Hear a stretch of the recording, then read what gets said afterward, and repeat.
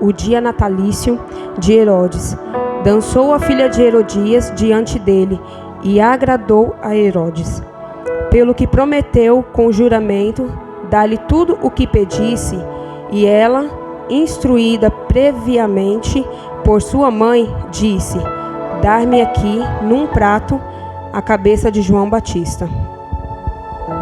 O rei afligiu-se, mas, por causa do juramento e dos que estavam à mesa com ele, ordenou que se lhe desse, e mandou degolar João no cárcere.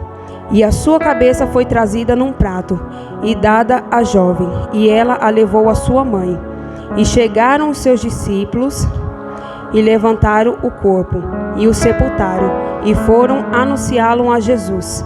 E Jesus, ouvindo isto, retirou-se dali num barco para um lugar deserto, apartado. Eu quero parar por enquanto por aqui. Irmãos, a pergunta que eu me fiz, eu vou fazer a mesma para os irmãos.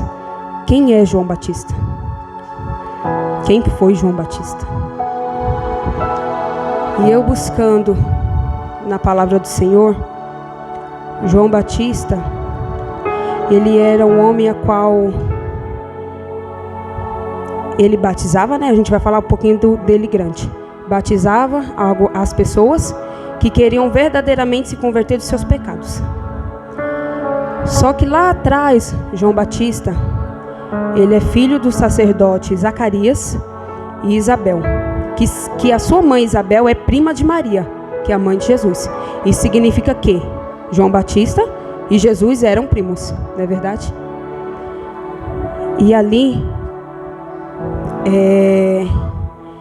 vamos bem dizer que começa a trajetória de João Batista 7 anos, segundo os estudiosos, antes de Jesus nascer. Só que João Batista, ele nasceu, não foi para nada. Ele tinha um propósito. Ele nasceu com um único objetivo, que Deus já tinha traçado sobre a vida dele, que era de preparar o caminho da vinda de Jesus. E ali ele fez o seu serviço, ele fez o seu papel. Por que eu li um pouquinho antes? Para a gente entender um pouquinho quem era João Batista. Ele era um homem a qual não se corrompia por nada. Ele era um homem a qual não se rendia ao sistema do mundo. Ele era um homem a qual ele era querido por Deus, ele era. Mas ele também era querido por Jesus. Não só por ser sacerdote e levar a palavra de Deus, mas porque ele tinha um parentesco. Ele era querido. E quando ali Jesus recebeu a notícia que ele foi morto, não que Jesus não sabia, porque Jesus ele sabia de tudo, não é verdade? Ele era filho de Deus. Ele é filho de Deus. Então ali ele sabia de tudo. Porém, ele ficou triste. Ele ficou triste não só porque ele foi lá e fez o seu papel. Não porque ele estava ali só para seguir um propósito. Não porque ele estava ali na linhagem de um objetivo. Mas ele também se entristeceu porque ele era primos. Eles eram primos. E ali entra a parte em que o homem surge, né, também. Que quer dizer o quê? Ele se entristeceu. E aqui em 13 fala assim: e Jesus, ouvindo isso, retirou-se dali num barco para um lugar deserto. Quem é aqui que tem medo de deserto? Pode falar, irmão, sem medo. Eu falo porque eu já tive. E muito. Porque só a palavra em si, deserto, às vezes causa pânico em muitos. Só que lá no deserto, a gente aprendemos a descer. Eu falei isso para a irmã hoje é quinta, na terça-feira. No deserto a gente aprende a descer. Descer a quem? Se humilhar o homem? A Deus. No deserto a gente aprende a servir. No deserto a gente aprende a ouvir. No deserto a gente aprende a usar aqueles bens que Deus nos presenteou para a obra dele. Só que o deserto também é ardioso. Porque tem pessoas que o sol do deserto castiga muito. Eu falo porque eu também já fui castigada. Irmãos, não tenham medo de passar pelo deserto. Porque deserto é escola. É ensinamento que nós temos que tirar de lá. Por que Jesus ficou triste?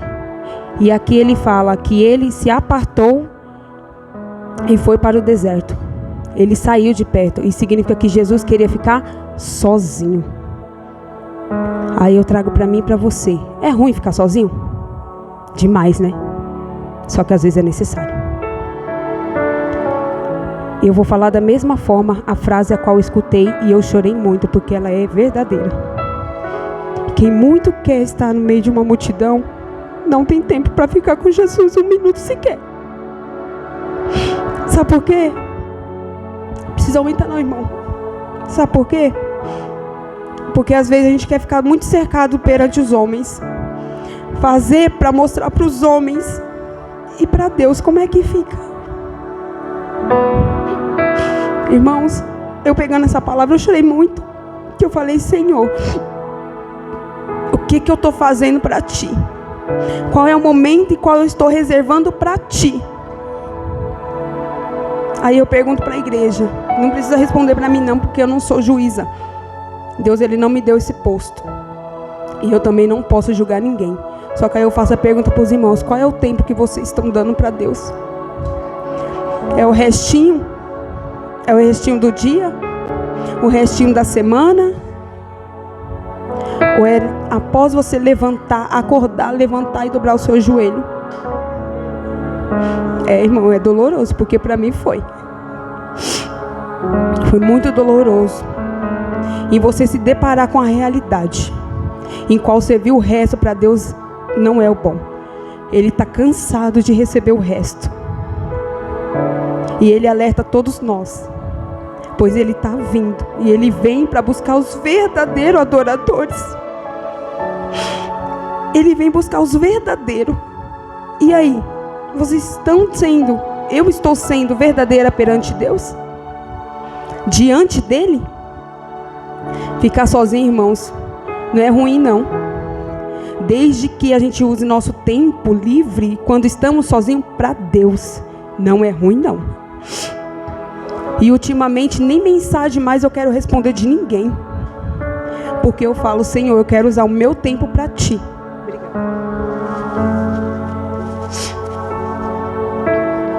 Eu quero usar o meu tempo para Ti.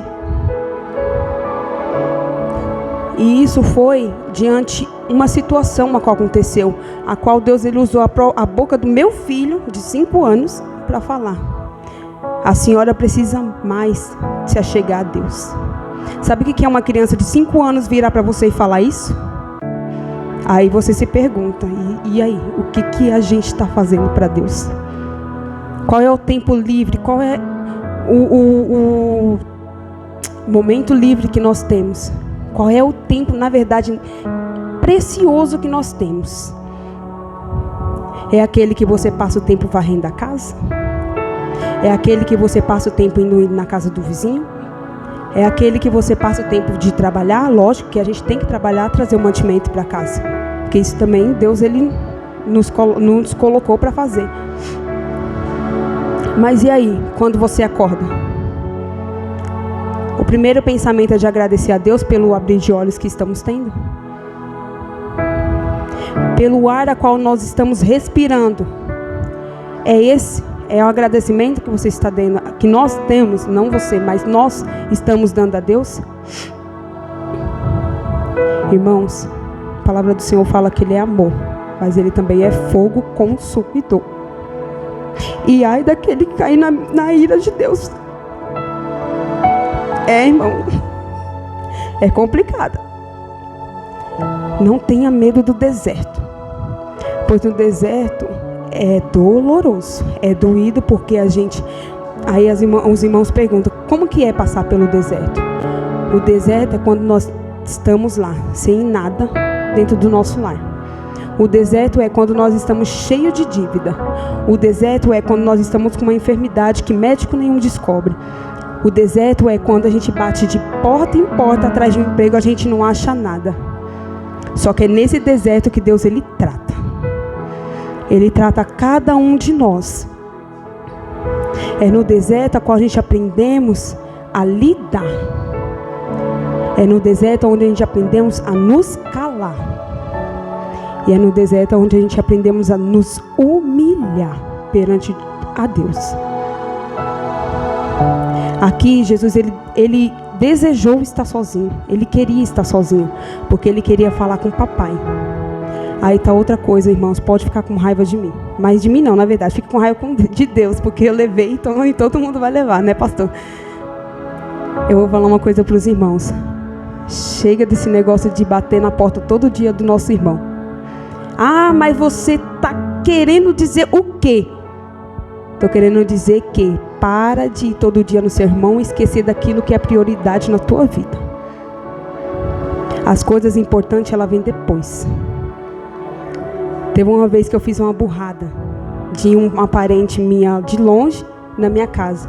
E eu falei, não vou para a igreja não, vou ficar aqui fazendo sala. Aí eu pergunto para a igreja, qual é a nossa prioridade? É para ser, irmã. Infelizmente não é de todos. Infelizmente. Porque eu falo, eu já caí nessa burrada. Eu falo que é burrada, irmãos, porque a minha visita ela é importante, mas a minha prioridade ela é Deus. E é onde a gente tem que olhar e ver o que está sendo, o que nós estamos ocupando, a importância no lugar da prioridade. O que é que nós estamos colocando acima de Deus? Nós temos que parar para analisar. Pensa só um pouquinho, irmãos. Só um pouquinho. O que é que eu estou colocando acima de Deus? Ah, é o meu serviço? Ah, é o meu filho? Ah, é um cantor aí que eu acho muito top. Igual os irmãos estavam comentando, né? Cantor isso, cantor aquilo. Eu já coloquei uma pessoa como ídolo na minha frente. Só que aí foi onde que Deus fez eu entender que ídolo daqui dessa terra a gente não tem que ter nenhum. E ai de nós trocar ele por alguém daqui. Ai de nós, por qualquer coisa. Eu vivia muito no celular. Muito. Era muito na mensagem, era muito no Face, era muito no WhatsApp, era muito nisso, muito naquilo. Até que meu celular tá lá, ó, quebrando, caindo aos pedaços. Mas eu entendo que ou você prioriza Deus ou você prioriza o diabo. Infelizmente, irmãos. Porque as dois a gente não pode servir. É somente um. E como é que a gente agrada a Deus? É descendo, indo pro deserto. É porque lá nós olhamos mais para o nosso irmão do lado, sem criticar, e sim para orar por ele. Lá no deserto, nós aprendemos que quando Deus nos dá, ai de nós não fazer com aquilo, porque quando a gente pede para Deus, a gente fala, Senhor, me abençoa com o carro, que eu vou usar para a tua obra. Aí Deus vai lá e abençoa. Ah, não use não para a obra para tu ver. Porque aí vem lá o dia de chuva, e a primeira coisa que eu falo, o que é, pastor? A rua tá cheia de barro, vou levar não. Eu sujar o meu carro? Irmão, da mesma forma que Deus ele abençoa, ele tira. Infelizmente, é duro, mas é realidade. Ah, Senhor, me abençoa com aquela casa, que quando eu tiver ela nas mãos, vai estar aqui, ó, quase toda semana, ou quase todo mês aí, os irmãos fazendo um culto aqui. Aí Deus vai lá e te abençoa. Ai, se a gente não ir lá e fazer aquilo que a gente prometeu para Deus. Que é a mesma mão que abençoa, é a mesma mão que tira. Irmãos, não tenham medo. Não tenham medo de entrar no deserto. Não tenham medo. Porque lá todo mundo nos vê chorando, indo, né, na caminhada, chorando, porque você chora mais. Quando nós vamos para o deserto, todo mundo vê você cabisbaixo. Quando você vai a caminho do deserto, todo mundo te vê como derrotado. Essa é a palavra, derrotado. Só que nem todos vão ver você voltando. Só que para a gente entrar e ir para o deserto, a gente tem que ir se humilhando, descendo cada vez mais. Cada vez mais. Se humilhando, chorando, se arrastando aos pés do Senhor. E deixar que o oleiro cuida do vaso. Refaça ele todo de novo. Quantas vezes aqui foi refeito? Eu já fui refeita. E olha que eu ainda preciso ser refeita novamente. Me deparei com louvor com irmãos, louvaram. E o Senhor, Ele precisa entrar e mudar. Liga não, irmãos, que eu choro demais. Mas Deus, Ele precisa entrar e mudar. Porque tem coisas que a gente acha que é nós que temos que fazer. Tem coisas que a gente acha que é nós que temos que tomar a frente. E Deus, Ele fala, ei, foi eu que te dei, deixa que eu cuido. Se foi eu que coloquei no teu caminho, deixa que eu cuido. Só que aí a gente quer colocar a nossa mão. E sabe o que acontece, irmãos? A gente quebra a cara. Porque não é nada da nossa forma, nada do nosso jeito. Quantos desertos eu e meu esposo, minha família passamos por a gente querer botar a mão. Só que foi lição. Lição. Porque hoje a gente não pode cometer de novo. Porque se a gente cometer de novo, aí o negócio vai ser mais estreito ainda. Por quê? Porque a gente já caiu naquilo de novo. Quem te vê chorando entrando, vai te ver retornando, glorificando. Mas porque você entrou no deserto cabisbaixo, humilhado, derrotado, porque é assim todo mundo, o mundo nos olha para as pessoas. Mas na hora de retornar, você vai voltar degrau por degrau, subindo, não descendo. Porque vocês adoram, todos nós adoramos um Deus todo-poderoso. É um Deus a qual Ele fala, Ele cumpre, porque Ele não é homem para mentir. Não é verdade? Ele não é filho do homem para que Ele venha mentir. Ele não é um de nós, que eu vou lá e falo hoje com o irmão de uma coisa e amanhã eu dou na carta do esquecimento. Não é verdade, irmão? Não. Deus, Ele está ali, ó, anotando tudinho. E aqui Jesus, Ele decidiu ir para o deserto. Ele queria ir para o deserto, porque Ele recebeu uma notícia a qual para Ele foi dolorosa, a qual para Ele foi uma notícia de perda. Quem aqui gosta de receber uma notícia de perda? Ninguém. Na hora o semblante cai, não é verdade? Nós se entristecemos, qualquer um nota, porque por mais que nós não queremos transparecer, mas as pessoas notam que o nosso semblante está mais para baixo. Só que aqui a palavra do Senhor, continuando, diz assim: sabendo o povo, seguiu a pé desde as cidades. E Jesus saindo, viu uma grande multidão.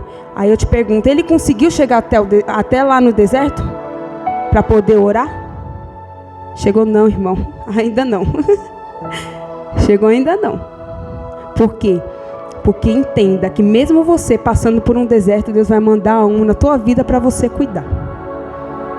Entenda que mesmo você cabisbaixo, chorando, se humilhando perante os pés do Senhor, ainda vai vir alguém para você cuidar. Ah, mas é cuidar para mim depois criticar? Não. Porque aquilo que Deus Ele entrega nas nossas mãos, ai de nós cuidar de qualquer forma. Ai de nós depois apontar o dedo. Nós temos que cuidar. Ah, mas está doído. Porque a notícia que eu tive não foi uma notícia qualquer, foi uma notícia de perda. Meu parente faleceu. E aí? Olha o exemplo de Jesus aqui. Ele teve uma notícia de perda, porque o João Batista não era qualquer pessoa. João Batista, e ele conta alguns estudiosos também, que ele nem sequer justificou a morte de João Batista. Sabe por quê? Porque João Batista, ele fez o papel dele tão bem, executou o papel dele tão bem, mas tão bem nessa terra, que Jesus ele não precisou falar muita coisa não. E aí? Quando nós estivermos lá na glória, o que é que todos nós queremos que Jesus fale para o Pai?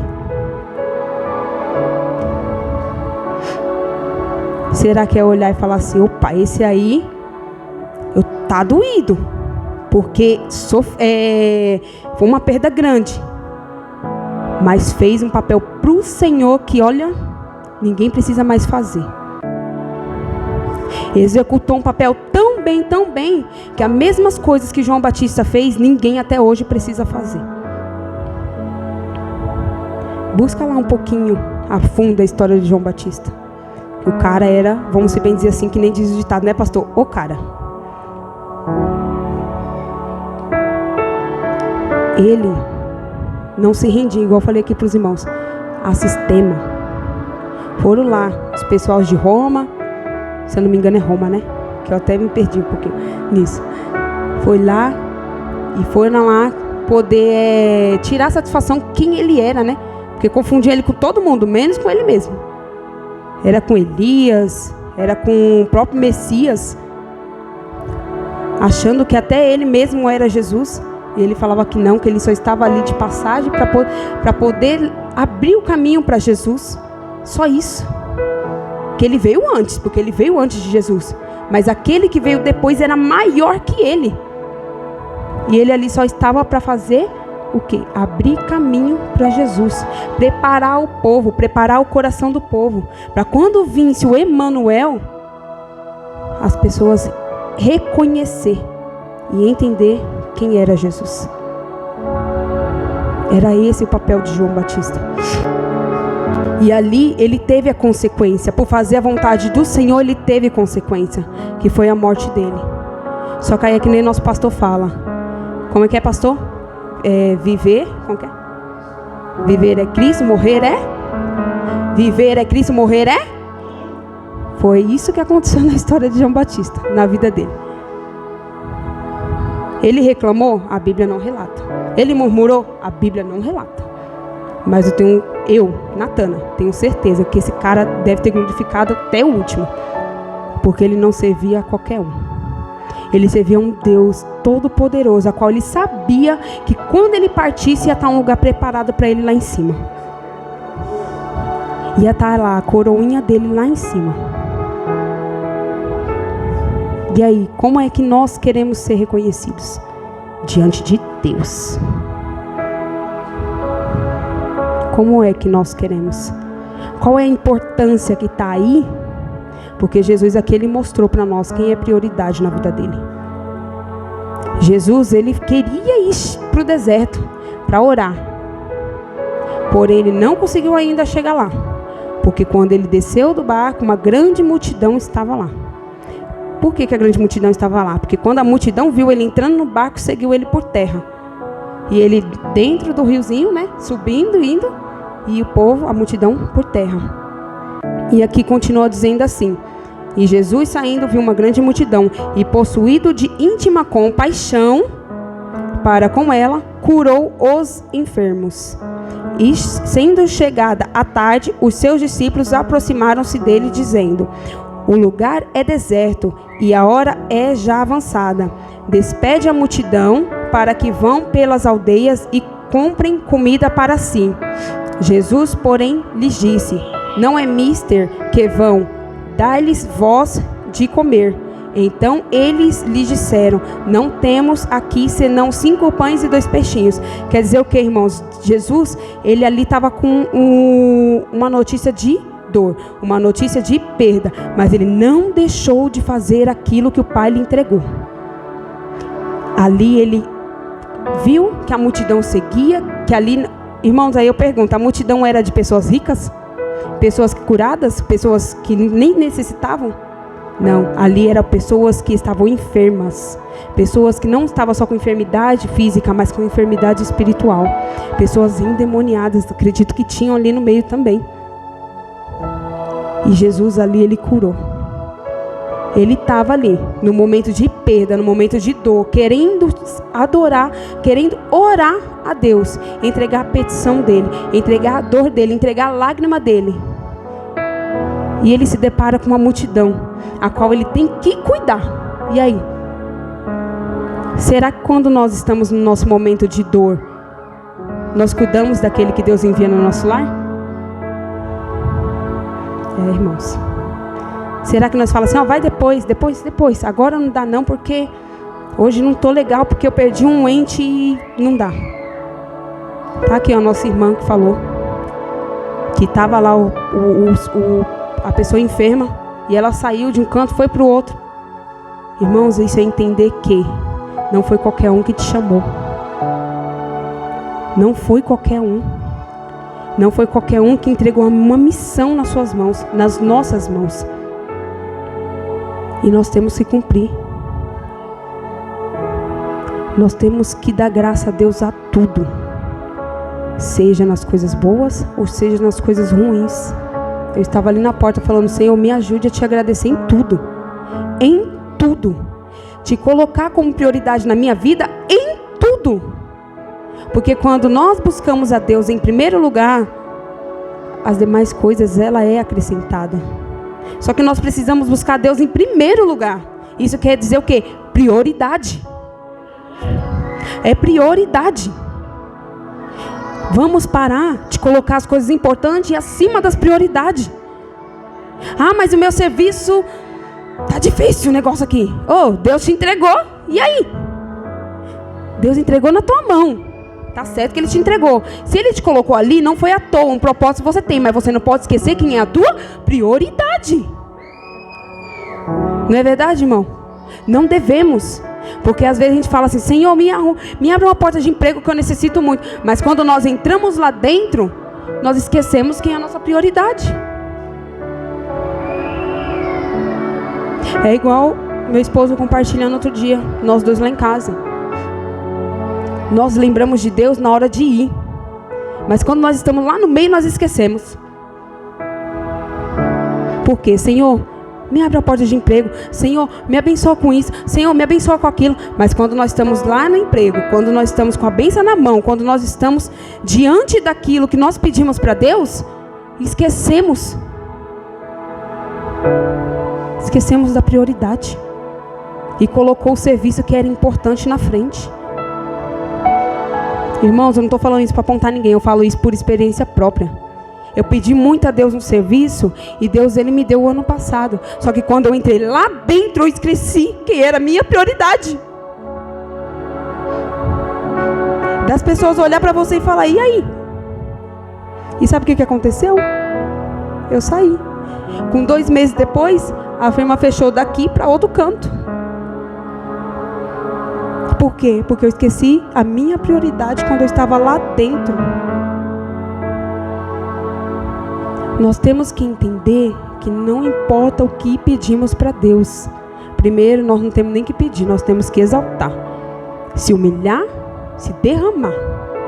Depois, se Ele quiser e achar, porventura, que nós merecemos, aí sim. Caso contrário, não. E aí é onde também é doloroso, porque nós não queremos entender o não de Deus. Não é, pastor? Não queremos. Às vezes Deus, Ele nos prive de algumas coisas porque não é o momento. Ou não é a palavra não mesmo. Não vou te dar. E você fica lá insistindo para Deus. Esquecendo de se humilhar, esquecendo de orar, esquecendo de agradecer, esquecendo de bendizer o nome dEle. E só pede. Deus às vezes concede coisas nas nossas vidas para nós aprendermos que não é momento ou não. Só isso. Não. Que é para a gente entender que quando nós tiramos Ele como prioridade, colocamos o importante na frente, quebramos a cara.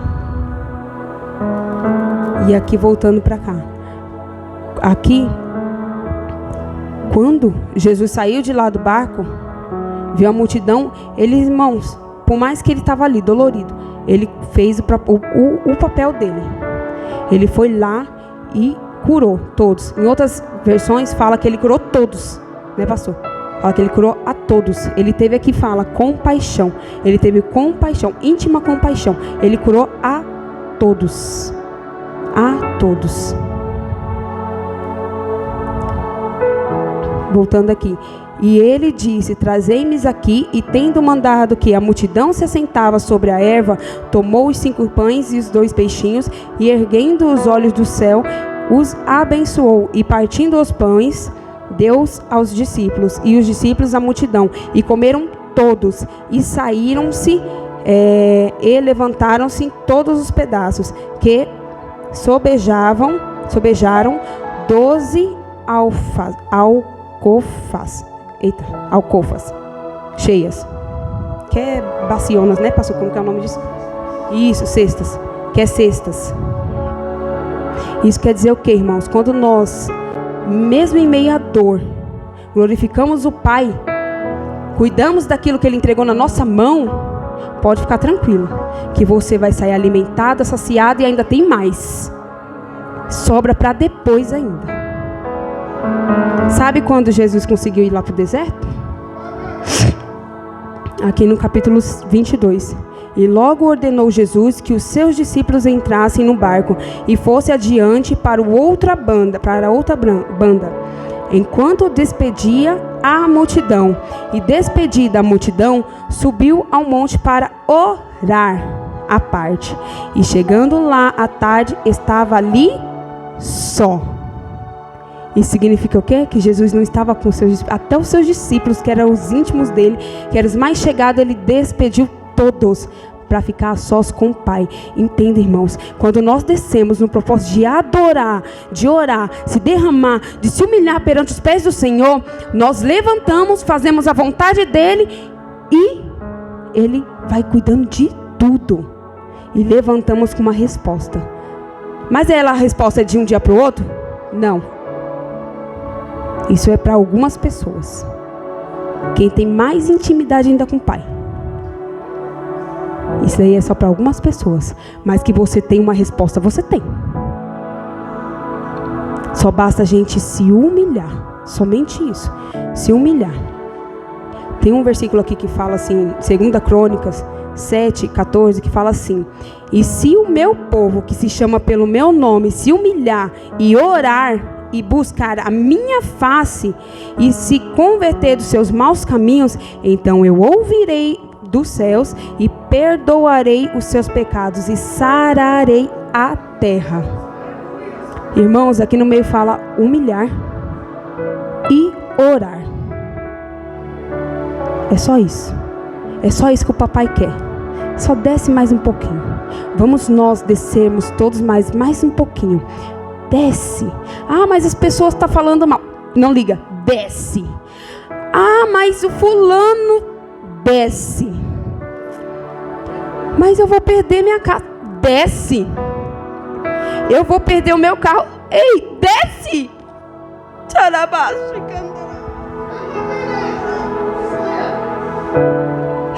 Irmãos, é só descer. É só se humilhar nos pés daquele que tudo pode sobre as nossas vidas. É somente isso.